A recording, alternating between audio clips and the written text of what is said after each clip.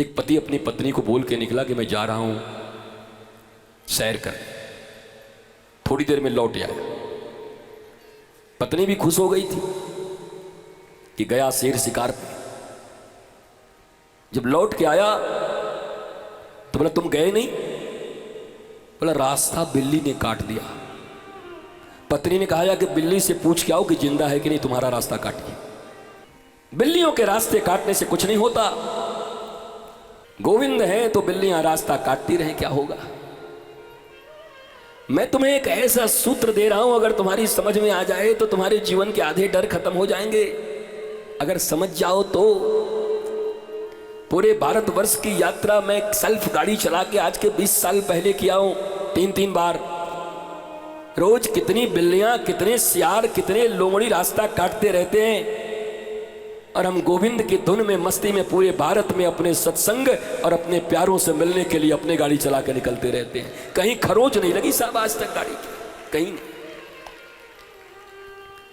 प्रज्ञावान बनिए, धर्म पीठ आपको डरपोक नहीं बनाएगा। याद रखना, श्री कृष्ण ने कहा है धर्म भीरुता नहीं, धर्म प्रेमता चाहिए। धर्म से डरते नहीं, धर्म को प्रेम करते। और प्रेम हो गया तो सब हो गया। लोग डर रहे हैं, और ज्यादा ये माताएं डरती हैं। इनको कोई कुछ कह देता, हमारे बच्चे के ऊपर में नजर लग गया महाराज। नजर है कि क्या है, वो क्या लग गया? गऊ हैं, गोपाल हैं, नजर लगी गया तो गैया हैं। भगवान श्री कृष्ण का भी बचपन में गऊ के पूंछ से उनकी झड़ाई हो जाती थी। यशोदा झाड़ देती थी गऊ का पूंछ पकड़ के। ज्यादा तकलीफ लगे तो गौ माता के पास ले जाकर के पूंछ से झाड़ दिया करो। बोला जब ठाकुर जी की झड़ाई हो गई तो तेरी भी हो गई, काम खत्म, मामला खत्म। गौ माता है, जिंदाबाद।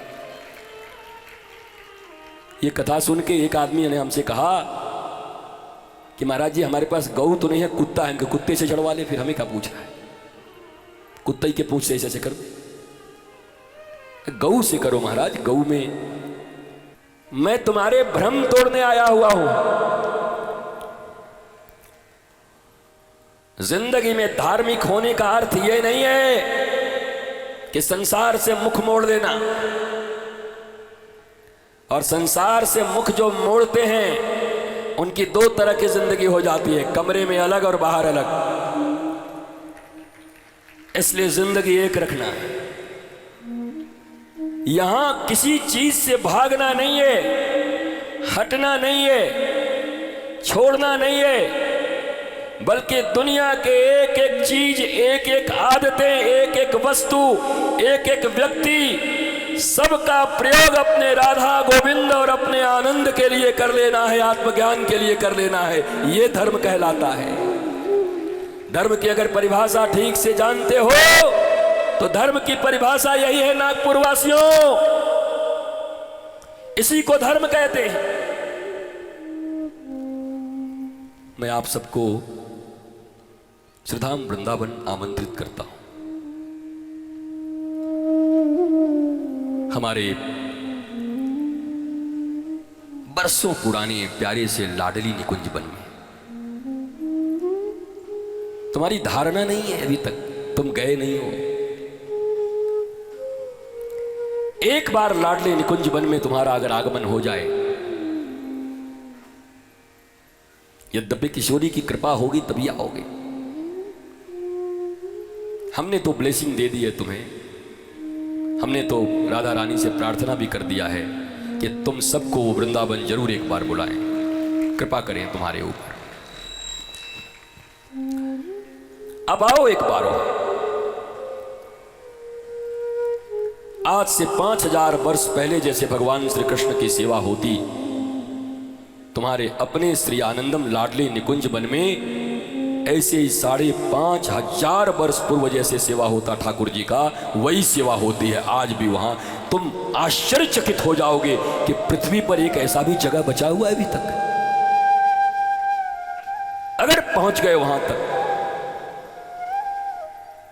और महाराज मूल स्थान पर है, परिक्रमा मार्ग पर जैसे ही आओगे बारा घाट के पास विशाल दरवाजा, श्री लाडली निकुंज वन, आनंदम धाम।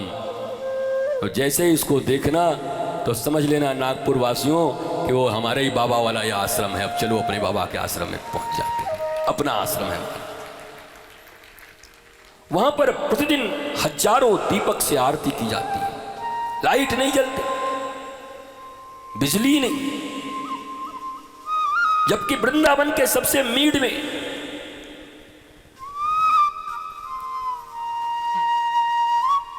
दुनिया की निगाह अगर रुपए पैसे के हिसाब से देखोगे तो उस जमीन की कीमत तुम्हें पता नहीं कितनी पड़ी।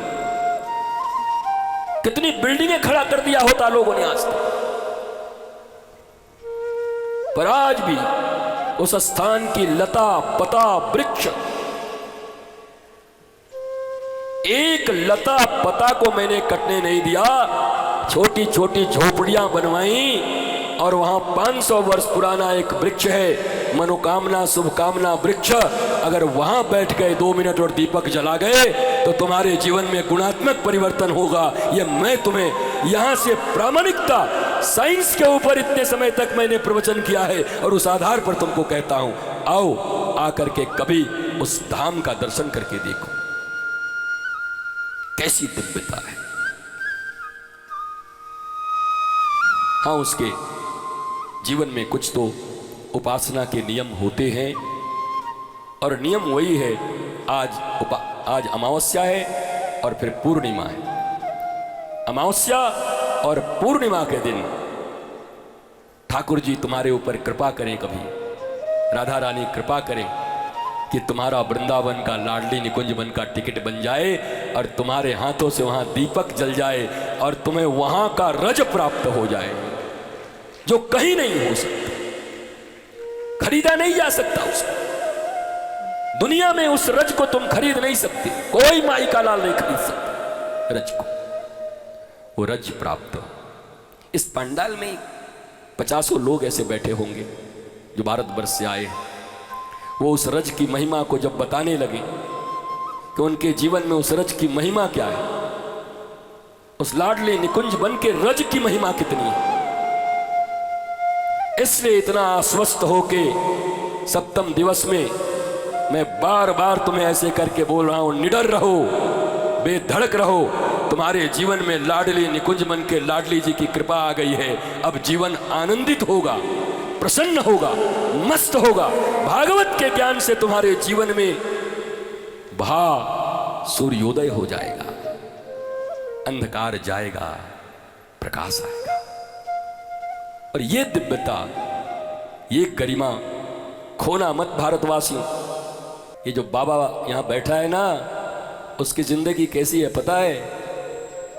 कोई किसी के हाल पे मर गया, कोई किसी के चाल पे मर गया, कोई किसी के माल पे मर गया, पर ये जो बाबा बैठा है ये यशोदा के लाल पे मर गया है, इसलिए आज तक जिंदा है। तुम भी यशोदा के लाल पे मरो तो मृत्यु भी दूर चली जाएगी। ये हाल चाल गाल मार पे मरते रहोगे तो एक दिन मरी जाओगे, किसी न किसी दिन खत्म ही हो जाओगे। यशोदा का लाल अपना है, ठाकुर अपना है, ठाकुर से प्रीत बढ़ाओ।